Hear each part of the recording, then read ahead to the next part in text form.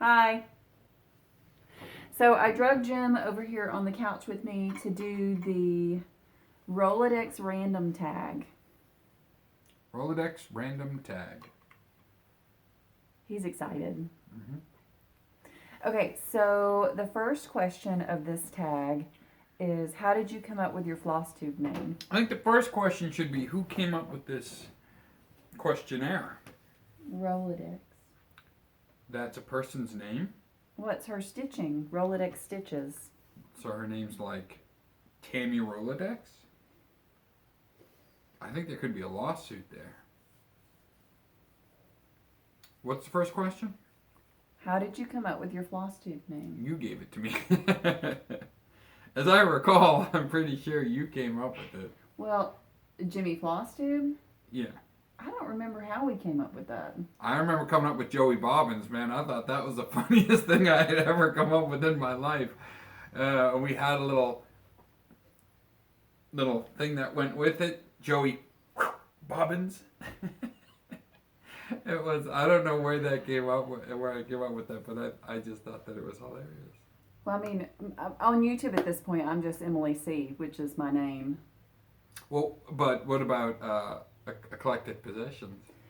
That I just stole because it was my my Etsy name, like my little thing on Etsy. Because when I came up with that, I thought, well, if I ever decide to sell on Etsy, I want something that's well-rounded enough for whatever I would decide to sell, it would cover it.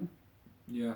And I think I was talking about one of my interviews. Oh, it was with Letitia. How her stitching handle name has nothing to do with stitching, right? Remember, it was like crafts, right? But most people put like, oh, the stitching something or the needle and something. You know, there's some sort of relationship there. But you're like not even with yours. You're not even in the. Originally on Instagram, I was Emily Savaro, and then I started worrying about it just being my name. Yeah. And like creeps and stuff. Right. How did we come up with Jimmy Floss Tube? What was that? I don't know. Let's move to question number 2. That one, the first one's already stumped me. I'm going to be stuck on that all day. What is one word you would never use to describe yourself, and why? Classy? Unless it's sarcastically. Oh, yeah. Classy. Mm-hmm. I don't know. What is one word that I would never use to describe myself? I would never describe myself as extroverted. Yeah. Never. Yeah. They actually, they were doing this thing at work yesterday where they wanted everybody to get on Zoom together and socialize and play bingo and have like a work happy hour. And my new boss was like, everybody's going to do this, right? And I was like, no. Why would I do that? Yeah. He's going to have to figure me out. So yeah. I'm not extroverted. That is I'm very not true. social. That is very, very true. But, I mean, that's like a relative term, though, because there's got to be some hermit out there that's living under a rock that's, like, shunned themselves away from all of society, in which case the fact that you're doing this makes you more extroverted than them. That's true. So, I mean, you can argue a point there, but I know what you're saying. Your initial gut reaction is, I'm going to a place where I like to be. I feel safe. I feel happy. I'm going to my own little bubble. I think that this is socializing that's not socializing, because even though I'm interacting with people, there's no one in front of me right now. True. Physically. True, but you do have friends out there that you talk to. I do. They exist. They're out there. Yeah, you know. And you They're go not to imaginary. You go to your stitching retreats where there are hundreds of people. Yeah. But I'm selectively social. Mm-hmm. I require an extreme amount of alone time. Yeah. You know that. Yes. If I'm trying to get alone time and you come in trying to talk to me, I'm super nice to you, right? Mm-hmm.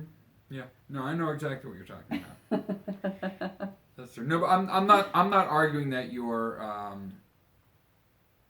Sorry, there was just like head sticking out of it. This part of Buster's head coming through the cat door. So I look over and there's just like a partial cat coming through the wall. I'm not arguing that you're not introverted, because you definitely are. Yeah. So I'm not an extrovert and you're not classy. Yeah. Well, so when we were coming, when me and my dad and my brother were coming back from Toronto, we had to cross over the border, and we had to stop through the. I know where this is going. What are they called? The customs? You know, the border guard. Yeah, but I mean, it's not like get out of your car, search everything, nothing like that. It's just a guy in a toll booth, essentially. Yeah. But they will make you pull over if you seem suspicious. Right, exactly. And, you know, this was 2-3 years ago. It's not like I was a teenager or anything when we were doing this. Oh, no, we were married. Yeah. And we were about to pull through, we were approaching the little toll booth, and my dad, who was driving, my brother was in the passenger seat and I was in the back, my dad said, "No screwing around here.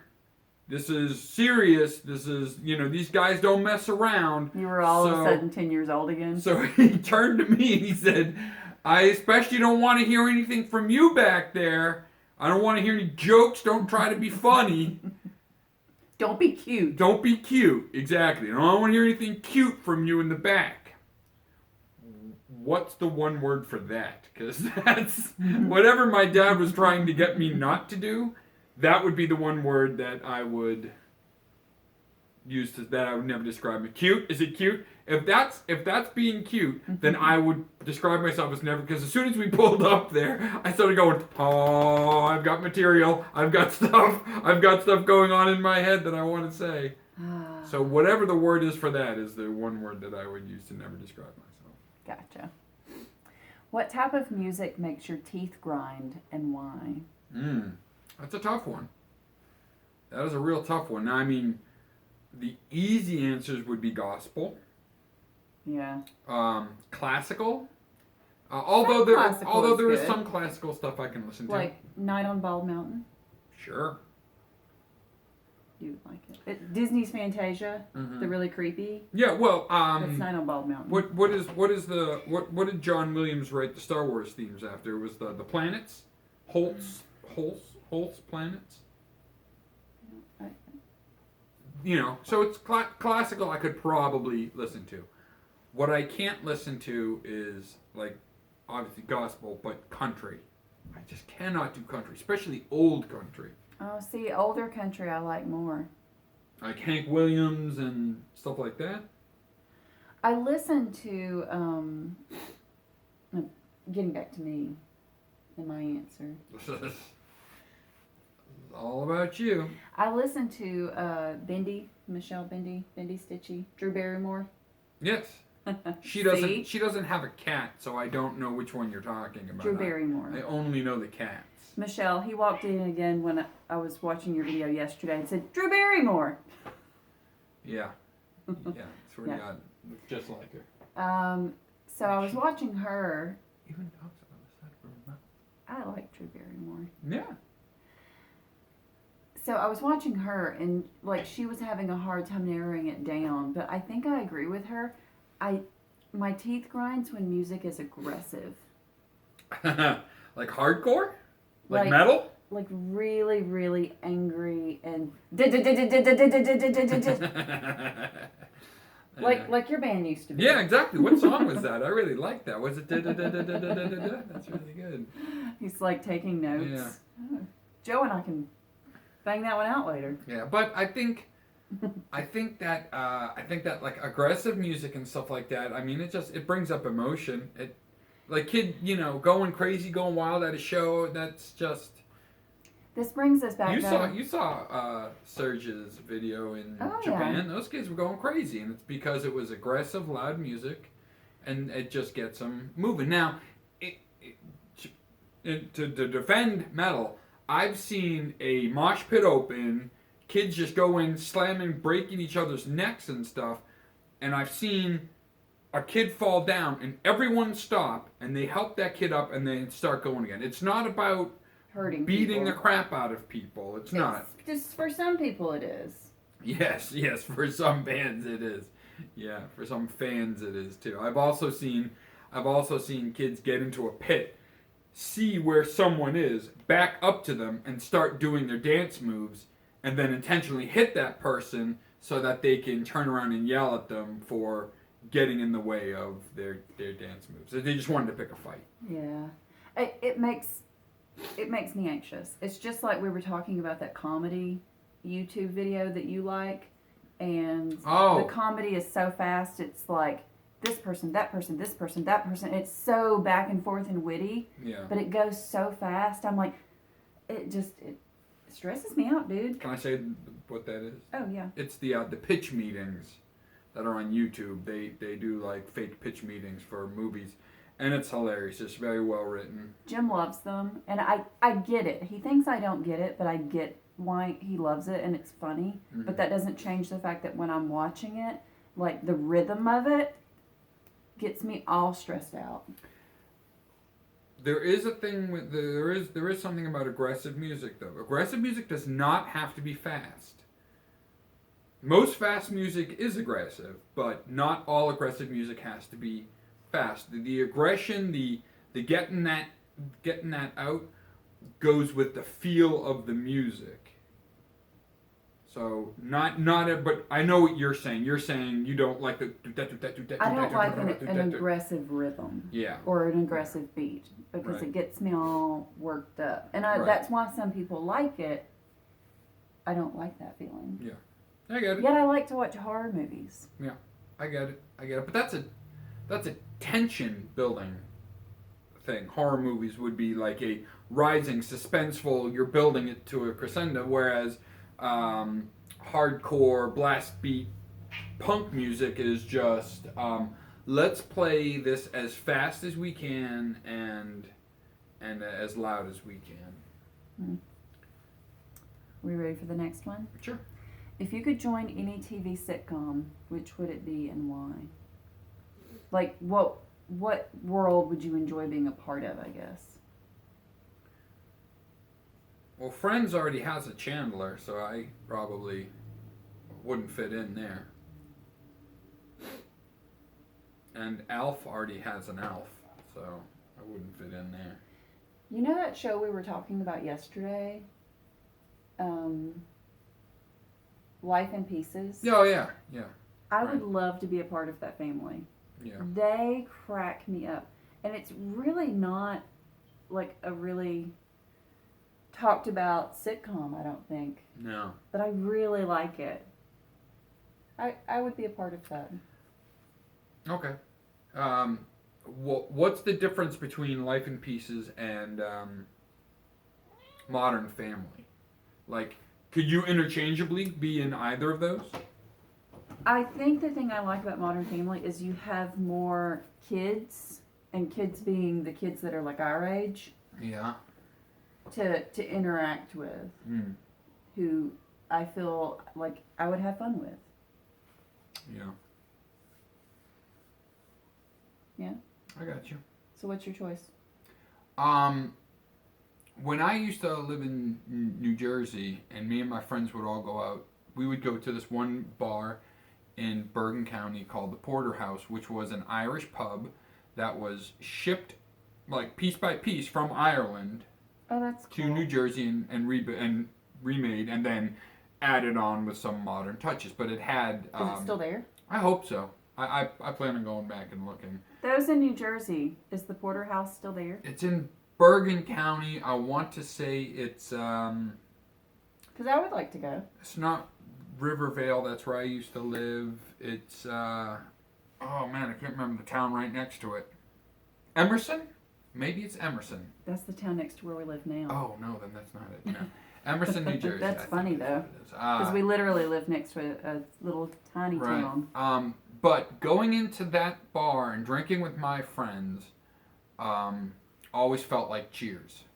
It always felt like an episode of Cheers. And I really enjoyed that Because when I came here and went out drinking with my friends here, it was more like an episode of Tiger King with rednecks and guns being shot off and people getting fed to tigers. It was not the same thing at all, and I enjoyed the old way much better. And, Cheers would be a cool sitcom. Yeah, that would be one that I would enjoy. We could mesh our sitcoms together. A family bar. Well, like half of the time we're at the bar, and half the time we're like getting into hijinks with my crazy dad and psychologist mom. Yeah. Yeah, and then we go get drunk. Okay, if you could choose one animal to help you win a fight, which would it be and why? Buster. It's this guy right here. Rawr, rawr. Yeah, he's ferocious. Buster's like, I don't fight unless it's with Dharma. Yeah, that's what I'm saying. If it was an aggressive Dharma cat coming at us, then definitely Buster. Although Buster can do some damage. He and Jim do this play fighting thing where like Jim like puts his hand on his face and like he fake bites Buster and then Buster fake bites Jim back. Like he actually bites him, but just he doesn't clamp down. I bet you I could get him to do it. But I was about to say, remember when you were gaming with the guys that night and all of a sudden you were like, bring me a Band-Aid? Yeah. Yeah, but that's so when you hold Buster drew blood. When you hold him like this. No, you be quiet. When you hold him like this and you do it, he's all fine and dandy. But when you hold him like this and do it, see, he's got his paws now, right? And he can grab you with his paws and hold you and bite your finger. He's got to be into it. Right now he's like, why are we doing he doesn't this? care. But when he grabs you with his paws, he scratches the shit out of you. Yeah, Jim was bleeding. But Dharma, on the other hand, doesn't even have to do that. She's just like, scratch you. She doesn't really understand. Playing, yeah, no. She doesn't get it. Right. I mean, she doesn't really hurt us regularly or ever, but no. She doesn't understand those things on the end of her paws are like sharp. We have very soft, squishy skin, covering our bodies that is very easy to puncture. What was I going to say? I was going to say something and then you started talking and it's gone. That happens a lot. It does. So the animal that you would, one animal that you could choose to help you win a fight? Well, let's see. We watch a lot of Naked and Afraid. What are they really scared of? Well, wait a minute. I don't, is the question like, so you get to call, like what animal, like, I mean like a bear, would be great. But I mean, if you're asking like what animals would I like to be buddies with? No, what animal, like, can you sick on somebody in a fight to help you win? I think any animal would do. I'm thinking, like, what are those snakes that are in the Amazon? Like, where are they, like, the pit vipers? Yeah. Mm-hmm. What's the one that they're always like, this is the most venomous snake in the world? Yeah, what's the one that it's like the something step, the 2-step snake or something like that? Because after you get bit, you only take, or 10 steps. That. Yeah, but because I don't fight well. Yeah, I've never been in a fight, so I need something that's just going to kind of get in there, get the job done, and we'll both move on. What I've learned from both snakes and crocodiles is that they're very easily beaten. Like, even in Naked and Afraid, like, naked people are just like, oh my god, it's a pit viper. And then they just trap the head and kill it. Well, that's where I come in. Because, like, if you're attacking me, I'm like, I have your attention, I'm going... Right, okay, I got it. So, and then the snake comes in. It's a diversionary thing. Yeah, see, the danger noodle comes in, and... I would have Battle Cat. That would be my animal, Battle Cat. Because it's a larger version of Buster, and I love that. And Battle Cat's like my favorite animal of all time. Jim has a Battle Cat tattoo, but there's no way he's showing that to you guys. It goes down farther. Yeah. I know he wouldn't take his shirt off. Right. That's a... Okay, what's next? What is your go-to feel-good movie? That is a tough one. Go-to feel-good movie. Oh, what was it that you were watching the other day? Because you said it was the movie you always watched when you were sick as a little kid. Star Wars. So when I was a kid and I would get sick and my mom would keep me out of school, she would go to the movie store and rent Star Wars, and that was my sick movie. I felt crappy. I would just lay on the couch and watch Star Wars on VHS. Yeah.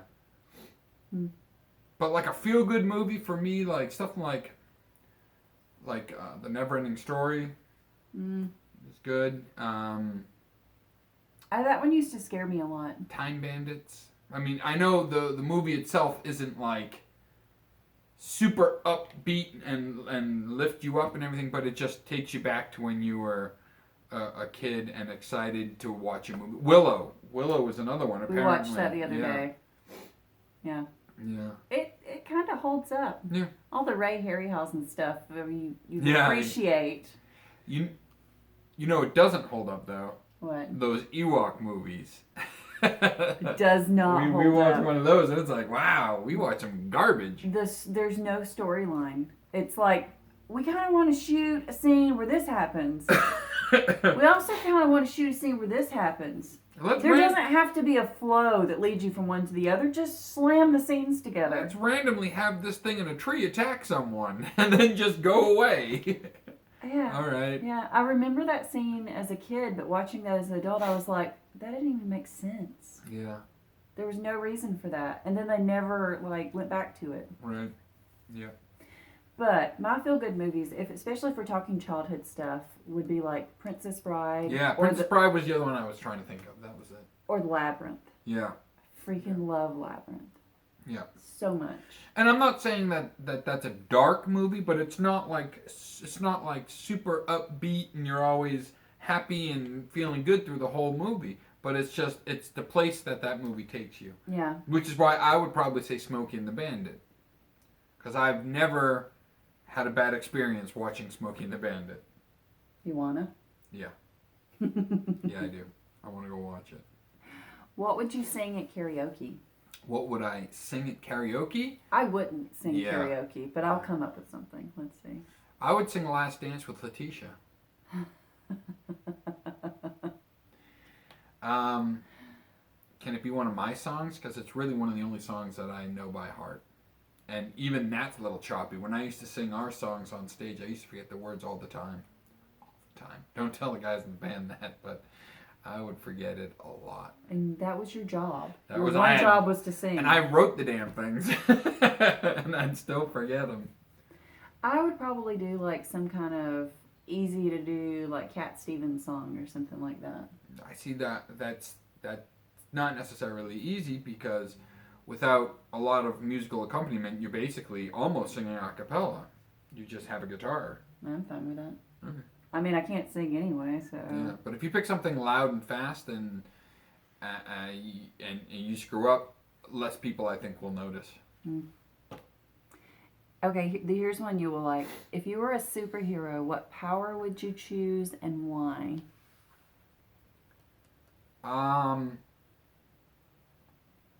If you asked me in different periods of time, it would be a different answer. I like flying, super speed, super strength, all that. Through the years, it would always change for me. But I think right now, I don't know if this is a superpower or not, but I would... Throw it out there. Stop time. That's a superpower. Is it? Yeah. Because I don't know any superhero that can do it, but... Or is the one... He's an X-Men guy, and I'm thinking of a scene in the movie where it's like everything stops, and he runs around and doing stuff. Quicksilver. But see, he's just so fast. He's so fast that everything seems slow for him. Mm-hmm. I'm not saying that. I'm saying I would actually be able to freeze time and take a 20-minute nap and then start time where I'd left off. That's what I would do. That counts. Yeah. That or going invisible. That would be kind of neat. That's what I would want to do. I would want invisibility. Because that really just goes along with your... Being able to disappear and not socialize. Right. Yes, absolutely. I can get from point A to point B without having to talk to anybody. Yeah. I'm really not a huge bitch. I'm a loner. You choose to disagree? No, I agree with that. What did you want to be as a child? That's a good question. I mean, when I was a teenager, obviously I started listening to a lot of Led Zeppelin and Van Halen and decided I wanted to be a singer. Mm-hmm. But when I was little, yeah, I don't know. When Joe and I played make believe, when we would just be like, all right, we're cowboys, like we never limited ourselves to one thing. It was never. Well, how about this? Like, I know that you have done some writing. Mm-hmm. At one point, did you ever want to be a writer? Hated writing. Huh. All through school. I don't mean just when I was a little kid. I mean through high school and even into college. Hated writing. The only thing I would write would be lyrics and poems and stuff like that I could turn into music. It wasn't till after that when I started writing stories. And that came about from playing Dungeons and Dragons a lot. We would play these games, and I would come up with ideas for games, and I would essentially just write out a story and then drop the other characters into that story. And then afterwards I would be like, man, that was a really great story. Mm-hmm. Just by itself, without putting my friends' characters into it, Mm-hmm. And that's when I started writing. Now, there was a time where I would have loved to have been a writer. I bounced around a lot. Like, I wanted to be a writer at one point. I was really into like the young adult horror, mm-hmm. and I wanted to write. And I also wanted to be an architect at one point. I was really into like old homes and home design and interior design was a big thing for you. I actually started as an interior design major in college. So those three things were my biggies. Yeah, but what about you in little? A writer. Oh, even when you were that yeah. little. Oh, okay. Yeah. Yeah, I actually started a book once, and I sent it to a publisher, and they just sent me a letter back that was like, we don't publish books by children. Don't send us stuff. Nice. I guess the earliest profession that I can remember wanting to be would be Jedi. I always wanted to move stuff with my mind and have a lightsaber, so I guess that would have been my earliest career. Oh gosh. I don't have a good answer for this, but I'm hoping you do. What's the craziest, stupidest thing you've ever done as a dare? I'm sure you and Joe did something really stupid. God. You think and I'll think. The first thing that comes to my mind was I did a Nestea plunge off of a high dive. What's a Nestea plunge? Okay. So, in the commercial for Nestea, it's like so refreshing, it's like diving into a pool. And the Nestea plunge is you hold your arms out like a T and you just belly flop but backwards. Straight into the water. What they don't tell you is that hurts like a mother. Bad. I mean, it's just like You're just slapping the water like a belly flop. It's exactly what it is. And we were all jumping off a bridge in. We're gonna have to speed this up. My battery's down. Jumping off a bridge in New Jersey. All of my gaming friends in New Jersey, and they said, "Do an Nestea plunge, and they were like, "Okay, no problem." And instead of doing it at the low part, I went up to the top of the bridge and did it off the bridge, and I don't think I've ever felt pain like that in my life. I've never been a person that took dares. I didn't socialize a lot, so there's not people there to dare me to do things. Yeah. I don't have a good one for that. If you had to describe yourself as one animal, what would it be and why? Probably like an otter. Because I like to float around on my back and do things with my hands. And you're adorable. And eat. The little river otter. Yeah. And we hold hands a lot. Mm-hmm. He hates to hold hands. It's true. hates it with a passion. Like, if we're out somewhere and I reach over and grab his hand to hold it, what do you do? Yeah, he hates it. I, like, really enjoy the affection and the touching, and he's just so not into it. True. So you'd be a river otter. Or a that beaver. doesn't I've hold already hands. got a tail. You do have a tail. And when I get angry, I slap it on the water. Get away from me. Get away. People are going to have a lot of questions. Yeah. We'll just leave that as it is. I think I'm a house cat. Yeah, that's true. Yeah. Yeah. Yeah. Totally. Yep. Leave me alone. Don't bother me. Yeah. I like what I like. Yeah. I don't like to go out. You can touch me, but when I say it's okay for you to touch me, because if and you try and touch my me, mind right in the middle of it. I will scratch your eyes out. What's your favorite flavor of jelly bean? The black licorice is literally the only ones I eat. The red ones, the cherry ones are all right, but I know I'm a lunatic. I'm the only one that eats those black licorice ones. The black ones are disgusting. Yeah, that's what everyone says. I like the pink ones. Is that a lemonade? I don't know. It's pink flavored. The flavor of pink. It's pink flavored. Okay, last question. Do you sleep with a top sheet? Why or why not? Well, we sleep together, and we sleep with a top sheet because I think it's disgusting not to. I'm not saying if you don't have one, you're disgusting. Is that I'm saying I think it's gross. I don't think people not sleeping with top sheets? People will put on a fitted sheet and then just have like a quilt or a comforter. Oh, okay. And unless you're washing your quilt or your comforter weekly. Yeah. And I wash our quilt and comforter a lot, even though we have a top sheet.